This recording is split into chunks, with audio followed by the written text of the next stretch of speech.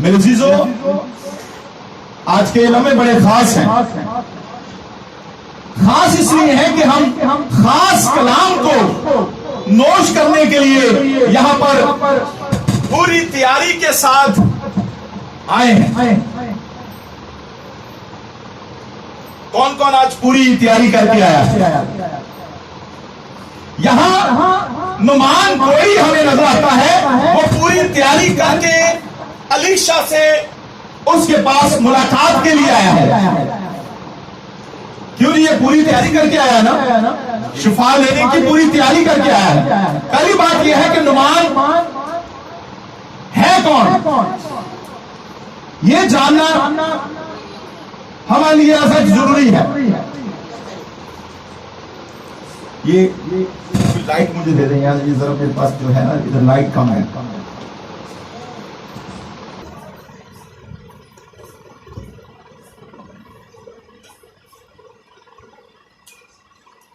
नुमान कोड़ी कौन था, इसके बारे में जानते हैं। पहली आयत को पढ़िए, आपको पता चलेगा ये कौन है। वो शाह इराम के लश्कर का सरदार नुमान अपने आका के नजदीक मोअज़्ज़िज़ और मुकर्रम शख्स था। बस शाह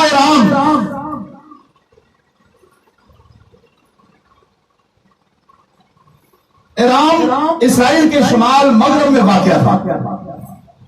इराम कहां पर वाक़या था? इसराइल के मगरब में। और अरामी जो थे वो इसराइलियों के दुश्मन थे।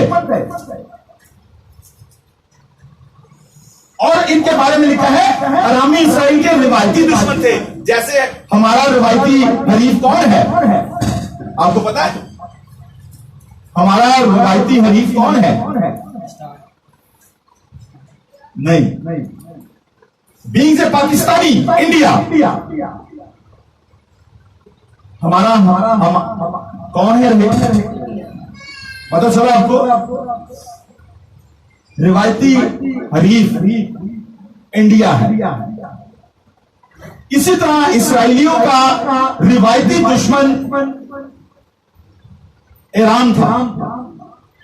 ईरानी इसराइलियों से कोई भी अच्छा बर्ताव नहीं करते थे। और शाह इराम जो था उसको पता चला कि एक लड़की का जिक्र इस चैप्टर के अंदर किया गया है, और इसमें लिखा है अपने आका के नजदीक मोअज़्ज़िज़ और मुकर्रम शख्स था, क्योंकि खुदा ने उसके वसीला से, खुदावन ने उसके वसीला से इराम को फतह बख्शी थी। जबरदस्त सूरमा भी था, लेकिन कोड़ी था। इरामी दिल बांध कर निकले थे। इसराइल के मुल्क में से एक छोटी लड़की को असीर करके ले आए थे। वो नुमान की बीवी की खिदमत किया करती थी। अब ये दौर जो है, पहले दौर की बात हो रही है, आज भी ऐसा ही है। अगर हम अपने इर्द गिर्द के माहौल पर नजर करें तो हमें अपने जो मुल्क के अंदर रिच मैन, अमीर लोग नजर आते हैं। उन्होंने भी ऐसे ही छोटी लड़कियों को अपने बच्चों को संभालने के लिए रखा होता है। आपने देखा है कभी? उन्होंने अपने बच्चों को संभालने के लिए, घर का काम काज करने के लिए छोटी लड़कियों को रखा होता है। इसी तरह ये लड़की भी नुमान की बीवी की खिदमत करती थी, और उसने अपनी बीवी से कहा, काश कि मेरा आका कहां पर होता, काश कि मेरा आका उस नबी के यहां होता जो सामरिया में है। अब जरा काबिल गौर बात है, सामरिया के अंदर अलीशा कहां से आ गया? अलीशा कहां रहता था? अभी तो वो हमें सामरिया में नजर आ रहा है। अलीशा के घरों पर नजर करते हैं, एक घर उसका जो था वो सामरिया के अंदर था। और ये नबी सामरिया में रहता था और इसके वसीला से खुदा ने बड़े मौजज़ों को जाहिर किया। अलीशा के वसीला से खुदा ने बड़े मौजज़ों को जाहिर किया। अलीशा के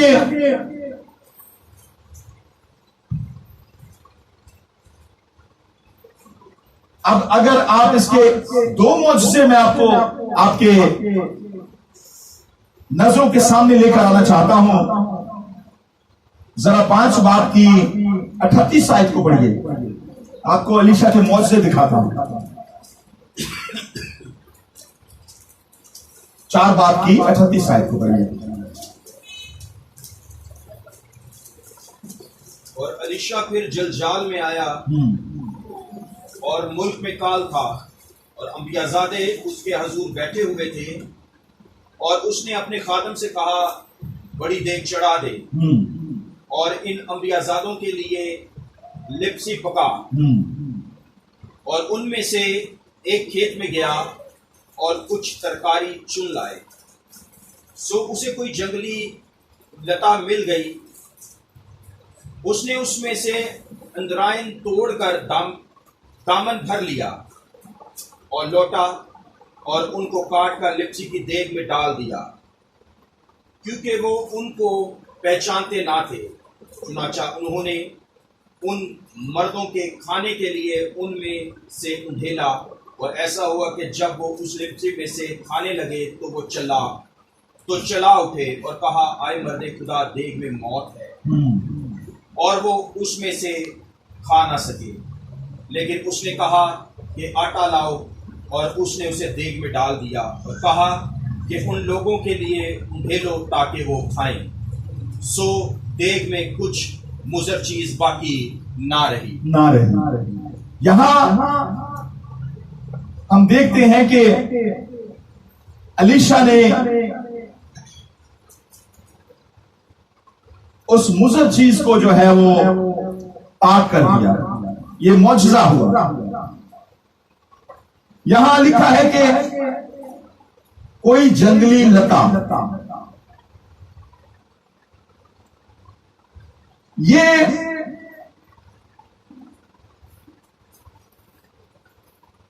कड़वी चीज या फिर इसकी जो शक्ल है वो माल्टे की शक्ल नुमा होगी। और ये जब वो लिप्सी पका रहे थे उसमें ये भी जड़ी बूटी उसमें शामिल हो गई।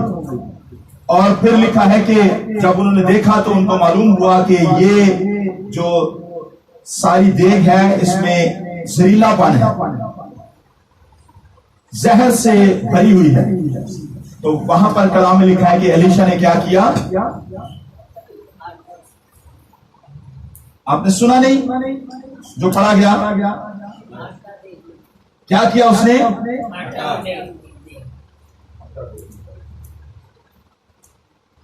और फिर उसके बाद जो है क्या हुआ, वो चीज जो है वो खाना जो है वो पाक हो गया, साफ हो गया और फिर उन्होंने खाया। यहां मेरे अजीजों अलीशा का मौजज़ा हमें नजर आता है। यूं तो अलीशा ने बहुत से मौजज़े दिखाए, जिनमें ये 5वें चैप्टर के अंदर हमें ये मौजज़ा कोर्ट से शिफा देना भी नजर आता है। हमने गीत गाया कि हौज हिल रहा है पाकू के जोर से। मैं जब आप गीत गा रहे थे तो मैं उस जगह पर पहुंचा जहां पर वो शख्स जो 38 बरस से बीमार था और पड़ा कहां पर था? कहां पर था? उसके पास। और जब मेरा और आपका मुनज्जी यस्सु अल मसीह उसके पास पहुंचे तो उसे देखकर कहा, वो 38 बरस से वहां पर पड़ा था। और बाइबल कहती है कि ऐन वक्त पर खुदा का फरिश्ता जो है आकर हौज को हिलाता था, और जो कोई हौज में पहले उतर जाता था वो क्या हो जाता था? शिफा पा जाता था। पानी को हिलाता कौन था? फरिश्ता अभी हमने गीत गाया, हौज हिल रहा है पाखरू के जोर से। आज पाखरू बीमारियों को हमारी जिंदगियों से हला देता है, भगा देता है। आज पाखरू हमारी कमजोरियों को हमारी जिंदगियों से उखाड़ कर दूर फेंक देता है। बाइबल कहती है कि आज सारी शिफा का काम जो है वो पाखरू के सुपुर्द है। आप और मैं जब भी कभी अपने आप को कमजोर समझें तो पाखरू को कहें कि पाखरू तू मेरे पास है, तू मेरे दिल के अंदर, मेरे आगे पीछे दाएं बाएं मौजूद है। पाखरू तू मुझे कुव्वत दे। और यकीनन आप जब पाखरू को कहेंगे तो आपको कुव्वत मिलेगी। रात को मैं जब ऊपर लेटा हुआ था तो मैंने तशब्बी भी वहां पर था, समरा भी मेरे साथ ही, तो मैंने कहा कि अभी सितारे निकले हैं, अभी बादल जो है वो शुरू होगा, और हल्का हल्का बादल आना शुरू हुआ। मैंने इनको कहा कि बादल जो हैं ये आ रहे हैं, तो समरा ने मुझसे कहा कि नहीं अभी तो कोई बादल नजर नहीं आ रहे। तो मैंने कहा नहीं, बादल जो है वो मुझे नजर आ रहे, इधर से भी इधर से भी। तशब्बी ने भी देखा और इसने कहा कि हाँ बादल आ रहे हैं, और थोड़ी देर बाद हल्की हल्की जो है वो कनियां पड़ना शुरू हो गई। मेरे चीजों में खुदा से कहने लगा, खुदावन फिर हवा भी बंद है, थोड़ी सी हवा भी चला दे, और हवा भी चलना शुरू हो गई। बताने का मकसद यह है कि पाखरू रूह कुदुस, शर्त यह है कि आप अपनी जुबान जो है खुदा के ताबे करके रखते हो। तब पिछले द्वार आपको मैंने सिखाया था कि हमें अपनी जुबानों को क्या करना है? खुदा के ताबे करना है। मैं रात को आज सुबह जब उठा तो मैंने कहा खुदा से, ठीक से एक खादम होते हुए कि खुदा मैं अपने आप को तेरे सुपुर्द करता हूं, तेरे ताबे करता हूं, मैं अपनी जुबान को तेरे ताबे करता हूं। पिछले द्वार का यही कलाम था ना जी। तो फिर किस किसने अपनी जुबान को खुदा के ताबे किया? वो खुदा को हाजिर जानकर, पाखरू को अपने साथ रखकर अपना हाथ खड़ा करे, जिसने ये कहा कि हाँ मैंने अपनी जुबान को खुदा के ताबे कर दिया है। कोई है? एक भी नहीं है। जरा देखें आप एक दूसरे को, देखें जरा एक दूसरे को। एक दूसरे को वैसे देखकर हम बड़ा हंसते हैं। अब एक दूसरे को देखकर जरा हंसे। तू ही ताबे की था। इसका मतलब है कि जब यीशु मसीह आएगा तो तब भी हमारी यही कंडीशन और सिचुएशन होगी। यीशु को फिर बड़ी तकलीफ होगी। वो कहेगा कि मेरे मार खाने से भी तुम रिहाई ना पा सको। पिछले बार हमने ये सीखा कि हमें अपने आप को खुदा के ताबे करना है, अपनी जुबानों को खुदा के सुपुर्द करना है। आपकी बात तभी पूरी होगी जब आपकी जुबान किसके ताबे होगी? खुदा के ताबे होगी, रूह कुदुस के ताबे होगी। वरना आप जुबान से जो भी कहेंगे वो कभी पूरा नहीं होगा। 38 वर्ष का शख्स जब वो हौज के पास लेटा हुआ था, पोजीशन क्या थी, हालत क्या थी? जरा कोई बता सकता है उसकी हालत क्या थी? जरा बताइए उसको क्या क्या मजलाहत थे? बोलिए।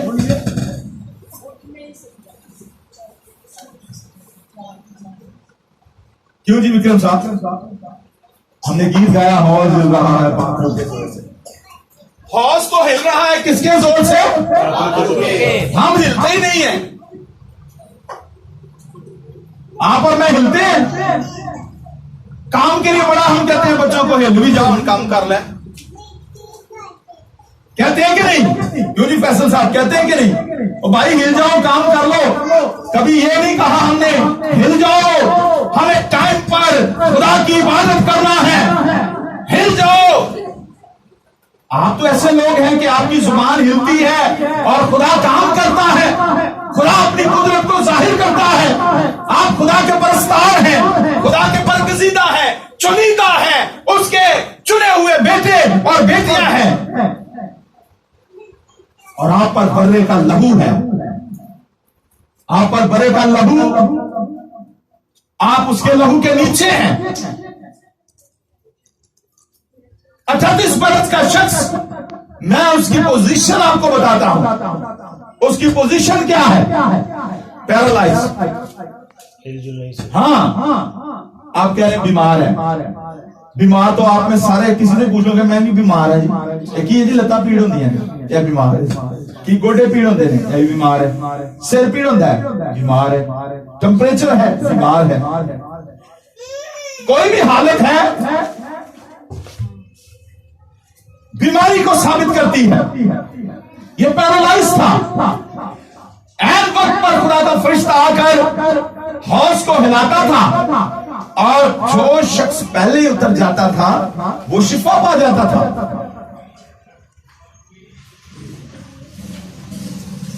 नुमान को क्या मर्ज था? कोड़ क्या होता है? कभी सोचा है आपने?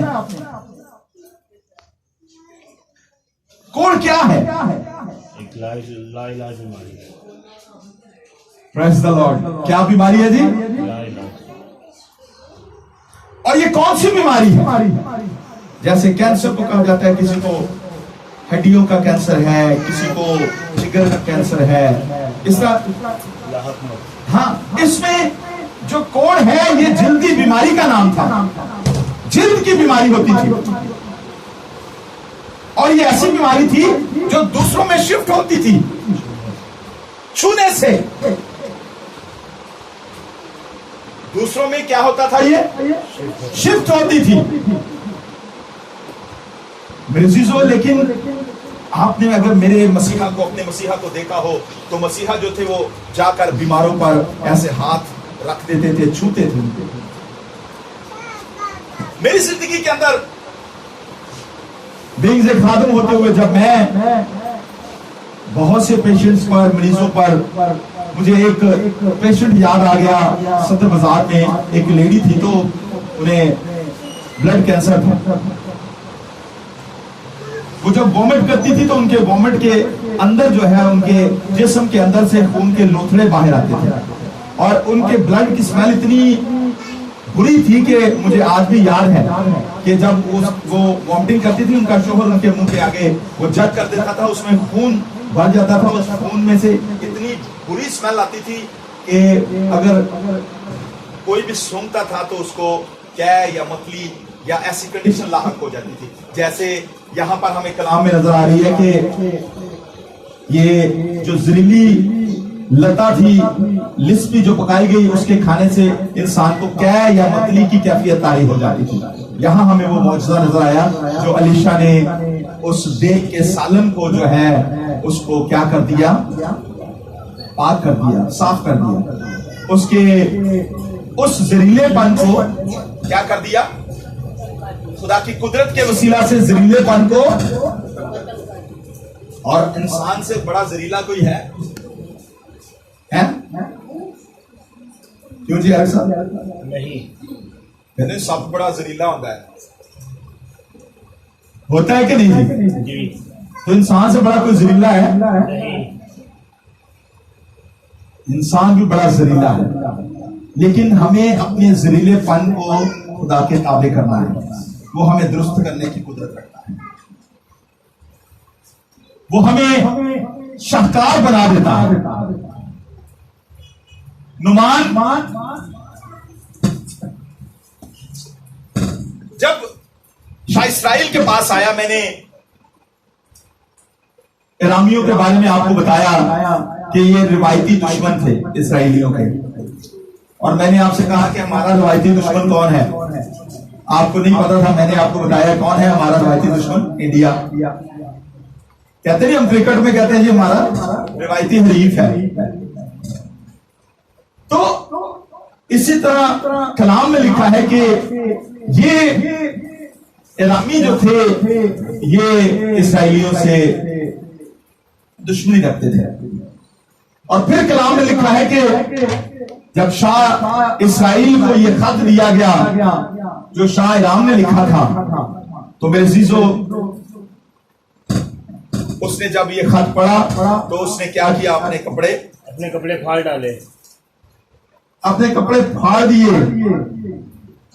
कपड़े फाड़ने का मकसद क्या है?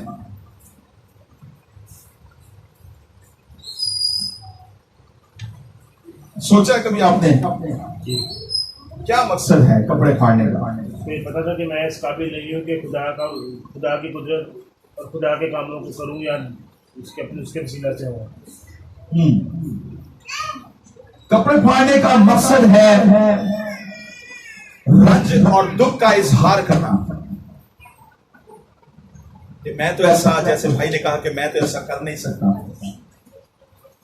और उसने ये कहा कि बादशाह जो है मुझसे लड़ने का बहाना ढूंढता है।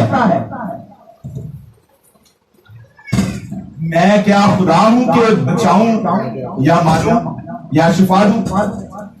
मैं क्या हूं, कोई खुदा हूं? तो फिर कलाम में लिखा है कि नुमान जब अलीशा तक खबर पहुंची तो अलीशा ने बादशाह से कहा कि तूने अपने कपड़े क्यों फाड़े, इसको मेरे पास आने दे। और मैंने आपको बताया कि अलीशा के 2 घर थे, एक सामरिया के अंदर भी था।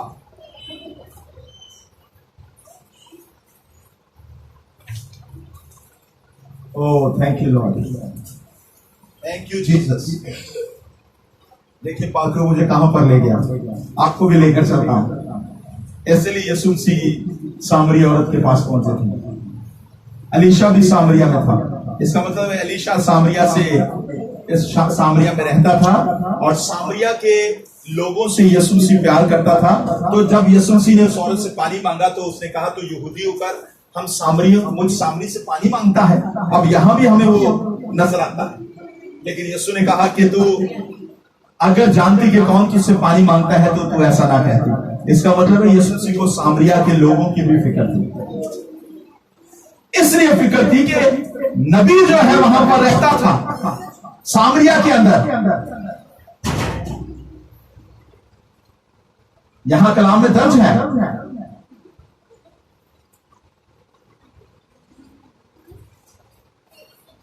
आप जरा इसको पढ़िए और देखिए।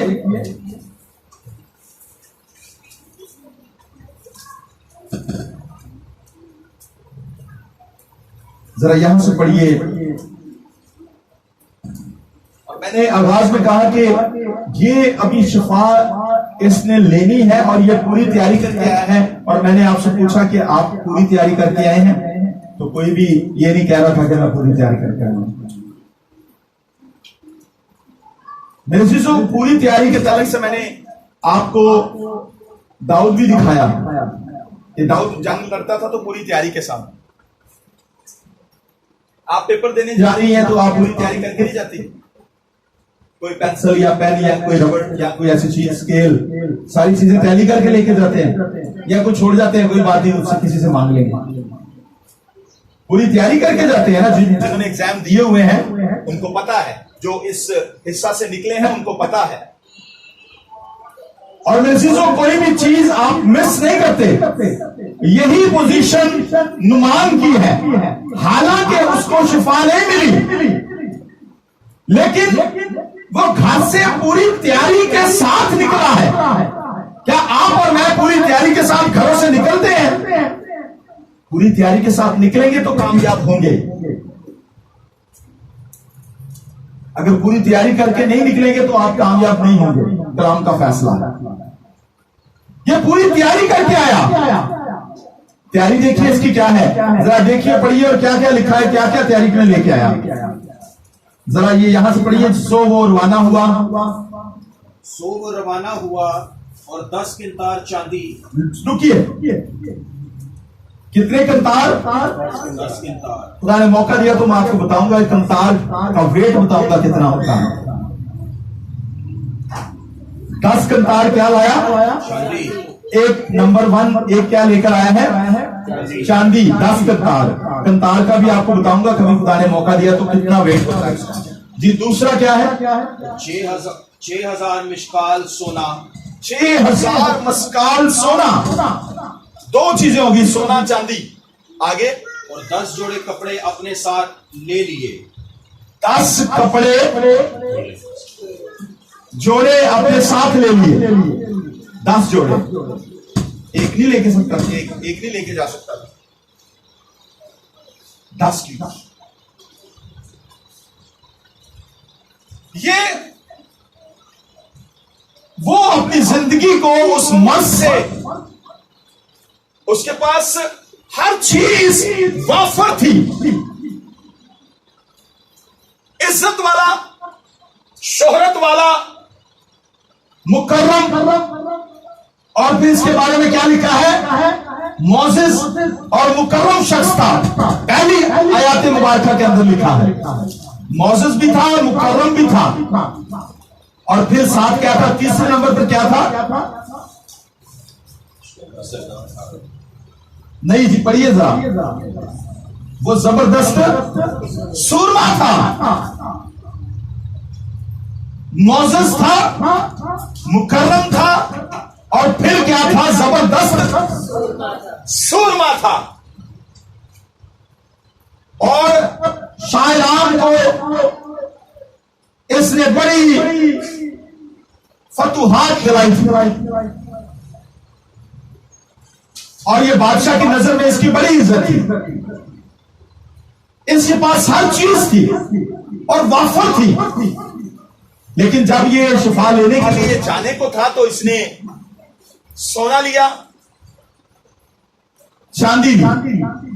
आज का ये मैसेज है कि आप भी जो चाहते हैं कि खुदा आपके लिए करे, आप जरूर खुदा की शुक्रगुजारी किया करें, खुदा का शुक्र बचा लाया करें। पहले एडवांस, फिर देखिए खुदा ये एडवांस ही कर रहा है ना, अभी शिफा नहीं हुई, ये एडवांस कर रहा है। हमें क्या बनना है? बोलिए। एडवांस। हाँ, दूसरे एडवांस नहीं बनना, खुदा में एडवांस बनना है। कौन से एडवांस बनना है आपको? खुदा में एडवांस बनना है, फास्ट बनना है, तेज बनना है। और फिर लिखा है, और क्या लाया जी? 10 जोड़े कपड़े। और साथ जो इंपॉर्टेंट चीज थी वो बादशाह का खत, वो खत भी लाया। और जाकर जब उसने शाह इस्राएल को खत दिया तो शाह इस्राएल ने अपने कपड़े फाड़ दिए कि मैं कोई खुदा हूं जो बचाऊं, शिफा दूं। तो जब अलीशा को ये पता चला तो उसने कहा इसको मेरे पास आने दे। और फिर जरा पढ़िए अगली आयत को। और वो उस खत को शाह इस्राएल के पास लाए, जिसका मजमून ये था कि ये नामा जब तुझको मिले तो जान लेना कि मैंने अपने खादम नुमान को तेरे पास भेजा है, ताकि तू उसके कोड़ से उसे शिफा दे। जब शाह इस्राएल ने उस खत को पढ़ा तो अपने कपड़े फाड़ कर कहा, क्या मैं खुदा हूं कि मारूं या और जलाऊं? जो ये शख्स एक आदमी को मेरे पास भेजता है कि उसको कोड़ से शिफा दूं।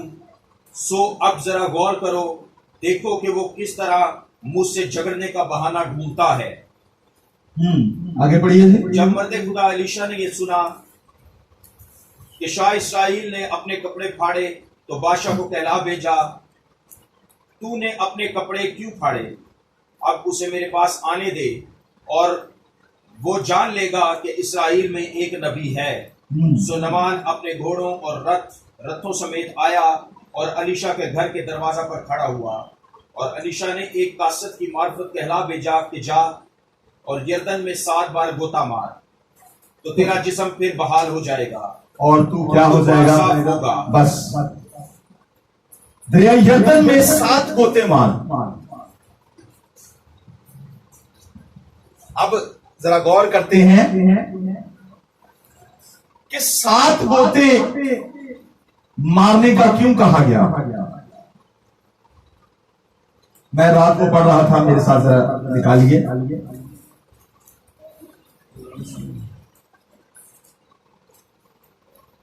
पहला सलातीन उसका 18 बाब उसकी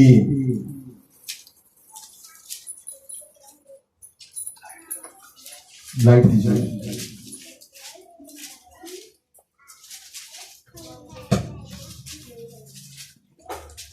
41 वर्ष को पढ़िए, 41वीं आयत को पढ़िए।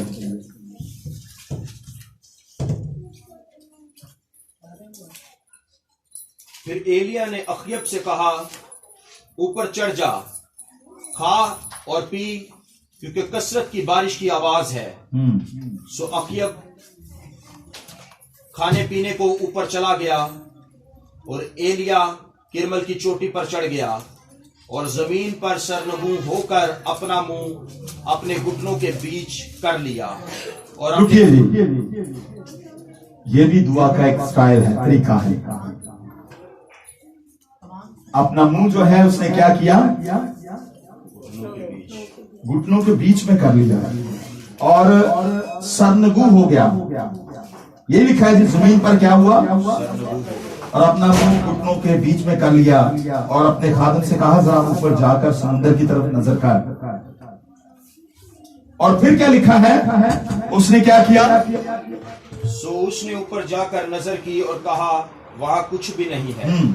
उसने कहा, फिर 7 बार जा। बस यहां भी हमें 7 का डिजिट नजर आता है। और 7वीं बार उसने कहा कि हाँ, मुझे क्या नजर आ रहा है, छोटा सा बादल। किसकी मानद है, टुकड़े की मांग। आदमी के हाथ के बराबर, आदमी के हाथ के बराबर बराबर है, आदमी के हाथ के बराबर है। तो अलीशा कहता है कि हाँ, अब कसरत की बारिश है। अखयब से कह दे कि अपने रास्ते सीधे कर ले, तैयार कर ले, कहीं वो ऊपर ही ना रह जाए। ये लिखा है जी, आगे पढ़िए, देखिए। तब उसने उससे कहा कि जा, अखयब से कह अपना रथ तैयार कर नीचे उतर जा, ताकि बारिश तुझे रोक ना ले। ये लिखा है जी 44वीं आयत में कि जा, उससे कह दे, अखयब से कह दे कि कसरत की बारिश होने वाली है। और ये बारिश जो है, ये आपको पता है कि क्यों नहीं हो रही थी, क्योंकि उसी ने बना दी। उसी ने कहा था। 3.5 बरस तक उसने आसमान को ताला लगा दिया था और फिर उसने दुआ की, तो फिर यहां हमें वो बारिश नजर आ रही है। अलीशा का मैंने आपको मौजज़ा दिखाया, अब उसके उस्ताद का, एलिया का भी एक मौजज़ा आपको दिखाता हूं। इसराइल के 12 कबीलों के नाम से 12 पत्थर नस्ब किए गए, उन पर गोश्त धरा गया और आपको पता है कि उस पर पानी कितना डाला गया। कोई बता सकता है इधर से, आप बता सकते हैं, आप बता सकते हैं फैसल साहब? तुझे तो मैंने रात को बताया, मटके थे। कितने मटके थे? नहीं जी, बाइबल कहती है कि 4 मटके पानी उस पर डाला गया था। 4 मटके। और लिखा है कलाम में कि अगर आप इसको पढ़ना चाहते हैं तो आप इसके 18वें बाब की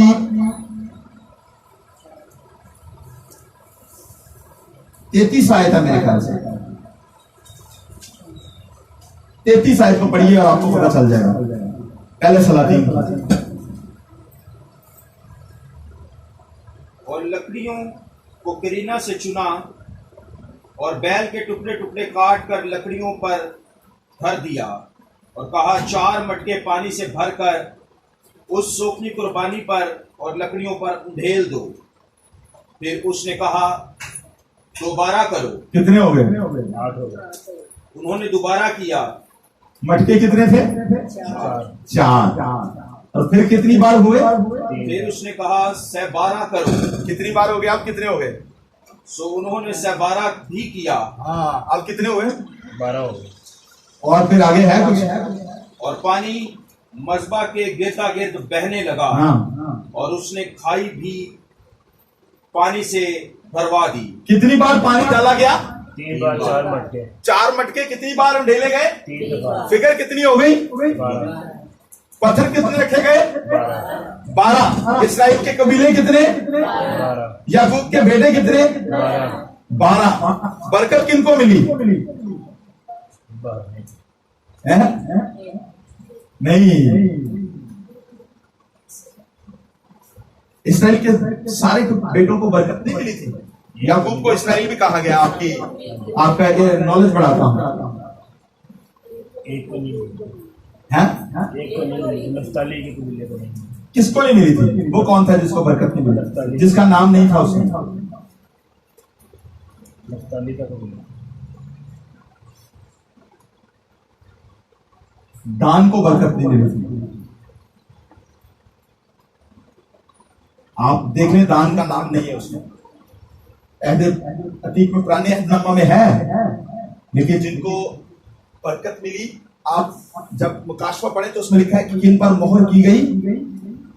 1,44,000। 1,44,000 पर मोहर की गई। और उसमें सारे ही कबीले आपको नजर आएंगे। दान का जिक्र नहीं है उसमें। आगे आने वाले डेज में मैं बताऊंगा दान को क्यों नहीं, उसका नाम क्यों खारिज कर दिया गया था। उसकी भी वजूहात हैं। लेकिन यहां देखते हैं कि हम अपने मौजू पर रहते हैं कि नुमान जो है वो जब अलीशा के पास जाता है तो अलीशा अंदर से कासिब से मैसेज कलवा भेजता है कि उसको कह दो जाकर क्या करे, यर्दन में क्या करे, 7 बार पता मारे। वहां 38 बरस का शख्स भी इस इंतजार में था कि कोई मुझे पानी में उतारे और मैं क्या करूं, इसमें नहा लूं और पाक साफ हो जाऊं। आज मेरे चीजों बर्रे का लहू है जिसमें हम नहाकर अपनी तमाम गलाजत को दूर कर सकते हैं, अपनी तमाम बीमारियों से रिहाई पा सकते हैं।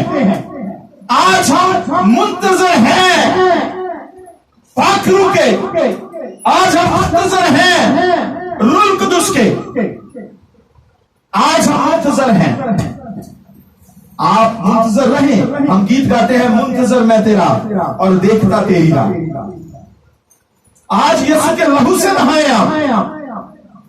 यीशु के लहू को अपने जिस्मों पर लगाया करें। पाखरू को अपनी जिंदगी के अंदर लेकर अपने आप को ताबे किया करें, अपनी पूरी बॉडी को। आप सेफ हो जाएंगे। जब आप रूह कुदुस को सुबह ही कह देंगे कि पाखरू आज सारा दिन जिस तरह तूने सारी रात मेरी हिफाजत की, अब सारा दिन भी हिफाजत कर। और फिर मैं देखता हूं आपको कैसे कोई हार्ट अटैक आता है। फिर मैं आपको देखता हूं और पूछता हूं और कहता हूं कि फिर कैसे हो सकता है कि आप किसी नागहानी आफत का शिकार हो जाएं। ये कैसे होगा? वो तो आपको संभालता है, 38 वर्ष के शख्स को संभालता है। उसको कहता है जा अपनी चारपाई उठा और चल। फिर यीशु मसीह नहीं चाहते कि मैं और आप स्टक होकर रह जाएं, टांगे जाम हो जाए, हार्ट बीट रुक जाए, तेज हो जाए, या और कोई हमें मसला हक हो। नुमान बड़ा कहर में आता है, लाल पीला हो जाता है और कहता है कि मैं तो ये सोच रहा था कि ये बाहर आएगा और क्या करेगा, मेरे सर पर क्या करेगा या मेरे जिस्म पर हाथ फेरेगा और मुझे मेरे कोट से शिफा देगा। ये लिखा है जी कलाम में। इसमें ये लिखा है कि वो आकर क्या करेगा, मेरे सर पर हाथ फेरेगा, मेरे जिस्म पर हाथ लगाएगा। आज अमूमन इंसानों की यही सोच होती है कि खादम जो है वो मेरे सर पर हाथ रखकर दुआ करे। ऐसे दर्द हो रही है, इधर हाथ लगाएं, इधर दर्द हो रही है या यहां मेरे दर्द हो रही है। किस जगह पर दर्द होती है? हमारी कोशिश होती है कि हम खादम को कहें कि यहां पर हाथ रखें। वो मैंने एक गीत सुना था, उसमें कहता है ओदा हथ मेरे उत्ते है जी मैं कदी ना डोलांगा, ओदी वडियाई दी खातर अपने मुंह नू खोलांगा। मैं रात को पढ़ रहा था कि कौम बनी इस्राइल पर खुदा का हाथ था खुदा के लोगों पर खुदा का हाथ होता है। और आप और मैं सिर्फ उस हाथ को देखते नहीं है। देखना हमने क्या है, हम तो दुनिया के कामों के अंदर धुत रहते हैं, दुनिया के कामकाज में रहते हैं। पौलुस कहता है, पिछली तरह मैंने आपको बताया कि दौड़ में तो सभी दौड़ते हैं मगर इनाम सारे बोले जरा, एक ही को मिलता है। दौड़ में तो सभी दौड़ते हैं मगर इनाम एक को मिलता है। लेकिन आगे जाकर पौलुस क्या कहता है कि मैं चाहता हूं कि तुम सब दौड़ो और क्या करो, जीतो। यही कहता है। बोलिए क्या कहता है पौलुस कि तुम सब क्या करो, दौड़ो और क्या करो, जीतो। और हम जीतो पाकिस्तान हो जाते हैं। जीतो पाकिस्तान कैसे होते हैं? ख्वाहिशें हमारी जिंदगी के अंदर, वहां क्या मिलता है जीतो पाकिस्तान में? मोटरसाइकिलें, गाड़ियां, फ्रिज, एलसीडीज। हम जीतो पाकिस्तान हो जाते हैं, हर चीज मिलती है। लेकिन हमें वो जीतने वाले बनना है जिनको सेरा जो है मुरझाने वाला नहीं मिलता। यहां नुमान जो है इतनी चीजें लेकर मर्दे खुदा के पास आया है। तो मेरे चीजों, मैं जब ये पढ़ता हूं तो मैं ईमान की हालत में कहता हूं कि शफात उसने वहीं पर हासिल कर ली, जब वो खुदा के लिए, खुदा के हुजूर, खुदा के मर्दे खुदा के पास इतनी चीजें लाया। ये गिफ्ट थे जो उसने पहले परचेज कर लिए थे। उसको पता था उनमें खाली नहीं आना। ये है ईमान। ऐसा ईमान हमारा होना चाहिए कि आज मैं खुदा के हुजूर जा रहा हूं, मैंने खाली नहीं आना। ऐसा ईमान है मेरा और आपका। हम तो 2 गीत गुजर जाते हैं फिर आते हैं। क्यों तेरे साथ? हम आकर, अब मैं ये नहीं कहता कि, लेकिन मैं आपको सिखाता हूं कि आप पहले आए।